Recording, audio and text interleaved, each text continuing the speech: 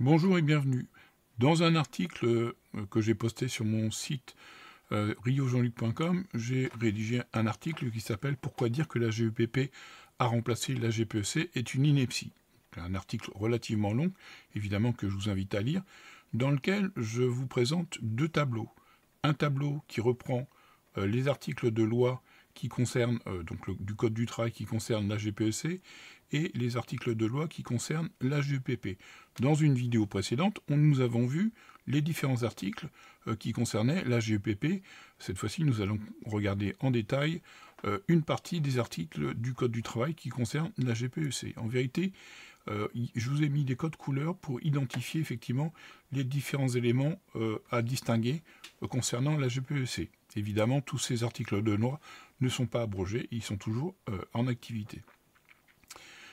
Une première partie législative est consacrée aux différents dispositifs que l'on peut articuler dans le cadre d'un dispositif de GPEC, le plan de sauvegarde de l'emploi, la rupture conventionnelle collective, le congé de mobilité. Dans une deuxième partie législative, on voit le lien notamment avec le CSE, notamment dans ses attributions. Et on essaye notamment, on verra ça dans un autre live, de distinguer les attributions des organisations syndicales représentatives et du PSE, et notamment en termes de consultation et négociation. Donc on verra, on distinguera effectivement quelques subtilités qui sont à comprendre. On voit que dans cette partie représentation du personnel, on voit aussi apparaître l'assistance aux entreprises de moins de 11 salariés en matière de GPEC. Donc celles et ceux qui disent que la GPEC a disparu, sachez qu'effectivement, même pour les entreprises de moins de 11 salariés qui n'ont pas de représentation collective, de représentation du personnel à travers des organisations syndicales représentatives ou un CSE, il y a effectivement une commission paritaire régionale interprofessionnelle qui vise à représenter ses salariés et ses employeurs pour les très petites entreprises. Donc même les très petites entreprises peuvent mettre en place un dispositif de GPEC. Toujours dans cette partie législative, il y a le lien avec les OPCO, le rôle des OPCO en appui technique des branches et aussi des entreprises. Et puis la partie bleue, donc la partie législative, est consacrée au maintien et sauvegarde de l'emploi avec des dispositifs de mobilisation d'un certain nombre d'aides financières sur une partie de ce dispositif de GPEC. Dernière partie en orange que nous verrons dans un autre live, la négociation collective et donc notamment l'obligation de négociation dans la branche collective ou professionnelle pour un certain nombre d'organisations. Revenons donc sur la partie qui est importante à comprendre parce que a l'impact évidemment des entreprises qui aujourd'hui peuvent être en difficulté. Donc c'est important pour ces entreprises de comprendre, et pour vous qui êtes éventuellement qui travaillez dans les ressources humaines, de comprendre ces différents éléments et de bien identifier le fait qu'une entreprise peut mobiliser des fonds des OPCO ou de l'État pour mettre en place un dispositif de GPEC qui peut être une alternative à un plan de licenciement quand une entreprise est en difficulté. Donc le premier article, c'est l'article L5121-3 du Code du travail. Il dit quoi? Il dit les entreprises. Alors c'est dans les dispositifs en faveur de l'emploi, maintien et sauvegarde de l'emploi, chapitre aide à l'adaptation des salariés aux évolutions de l'emploi et des compétences et à la gestion des âges, et aide à l'élaboration d'un plan de gestion prévisionnelle des emplois et des compétences. Donc pas de GEPP, mais bien de GPEC. Article L5121-3, les entreprises qui souhaitent élaborer un plan de gestion prévisionnelle des emplois et des compétences peuvent bénéficier d'un dispositif d'appui à la conception de ce plan.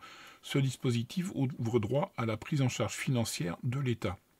Un décret détermine l'effectif maximal des entreprises éligibles et les conditions de prise en charge de l'État. Là, je n'ai pas retrouvé le décret exact, mais par contre, je sais qu'à travers d'autres articles, cet effectif maximal, il est évidemment de maximum de moins de 300, enfin, il est de moins de 300 salariés par évidence.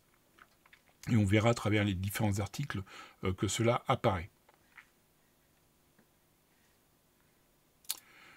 Donc nous allons voir une série d'articles, le 5121 D5104, 5, 6, 7, 8 et 9, et non 8 juste, dans cet onglet donc, qui s'appelle « Aide à l'élaboration d'un plan de gestion prévisionnelle des emplois ». On voit que ces articles ont été créés par décret en 2008, en 2017, mais aussi en 2020. Donc ça confirme, s'il en était besoin, l'idée que la GPEC n'est pas morte de sa belle mort, mais toujours existante. Donc c'est toujours dans la partie l'emploi, les dispositifs en faveur de l'emploi, aide au maintien et à la sauvegarde de l'emploi, aide à l'adaptation des salariés aux évolutions de l'emploi et des compétences et à la gestion des âges, aide à l'élaboration d'un plan de GPEC.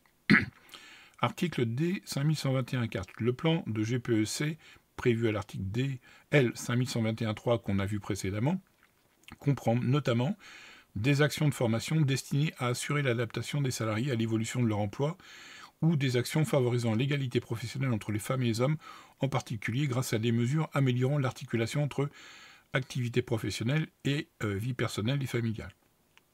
Donc on voit que là, dans cet article-là, le législateur a intégré des nouveautés législatives en matière d'égalité professionnelle et en matière de développement des actions de formation, notamment concernant l'adaptation des salariés à l'évolution de l'emploi.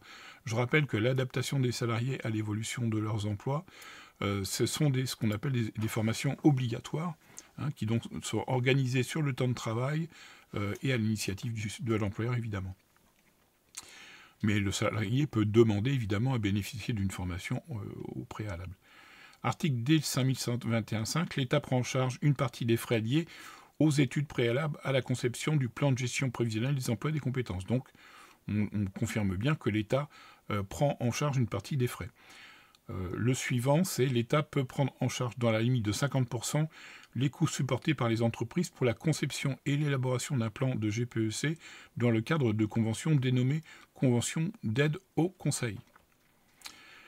Article D 5121.7, dans le cadre d'une convention conclue avec une seule entreprise dont l'effectif ne peut excéder 300 salariés, la participation financière de l'État est au maximum de 15 000 €.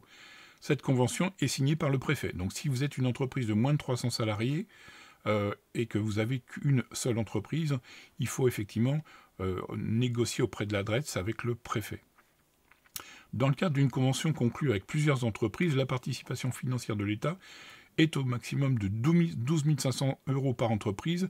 Elle est conclue par le préfet de région lorsque les sièges sociaux des entreprises signataires sont situés dans plusieurs départements compris dans une même région. Donc important, une seule entreprise, 15 000 €, plusieurs entreprises de moins de 300 salariés, 12 500 € par entreprise maximum. Je dis bien, c'est les maximums.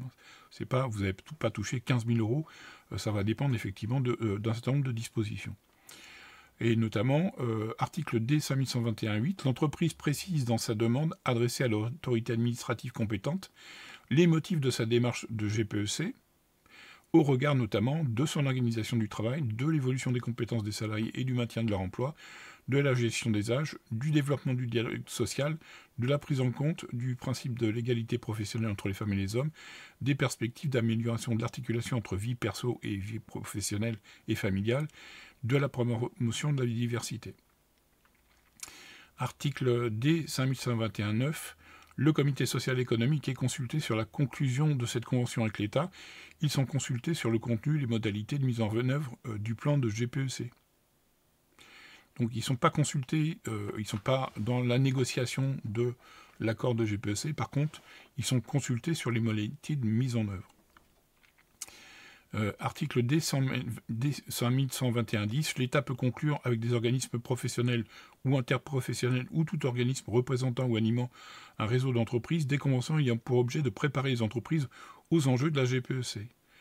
D 5121.11, je vais y arriver. Les conventions mentionnées aux articles sont signées par le préfet de région ou les préfets de département lorsqu'elles concernent respectivement des entreprises de la région ou du département. Ces conventions peuvent prévoir d'une part des actions d'information, de communication et d'animation, d'autre part des actions de capitalisation, d'évaluation et de diffusion de bonnes pratiques. Et le dernier article, l'État peut prendre en charge jusqu'à 70% du coût global des actions en prenant en compte le nombre des entreprises visées, leurs effectifs et l'intérêt des actions. Donc voilà ce qu'on pouvait dire sur la partie aide aux entreprises, aide au maintien et à la sauvegarde de l'emploi, donc dans la partie emploi du Code du travail. Je vous remercie de votre attention et je vous dis à très bientôt.